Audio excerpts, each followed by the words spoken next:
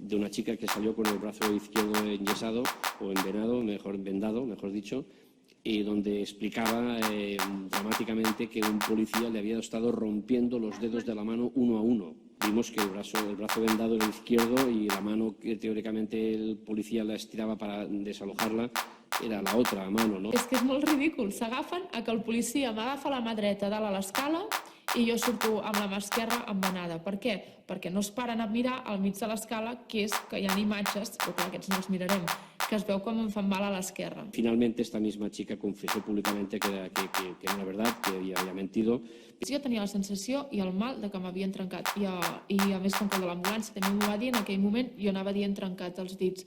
El metge fa que li expliqui què havia passat i llavors em fan les radiografies, em diu que no tinc cap os trencat, diu, i m'ho explica, és la càpsula de dintre, que es trenquen unes fibres que hi ha a dintre i diu, però fa molt mal. Diu, és com si tens el mateix mal com si t'haguessin trencat. Hay un informe médico de la señora Marta Torrecillas con una lesión traumática en la mano izquierda, en las articulaciones interfalángicas segunda, tercera y cuarta, que consta investigada en el juzgado de instrucción número 7 y por el que hay imputados varios agentes de los cuerpos de policía. Sí, sí. Por lo tanto, ¿no será que era cierto que esa señora fue lesionada en la intervención policial? Bueno, vamos a ver. Insults, humiliacions, incloure en grups de WhatsApp, amenaces de mort, amenaces de tot tipus, atacar la meva persona directament per aquesta suposada mentida que diuen que vaig dir. Vaig perdre la feina.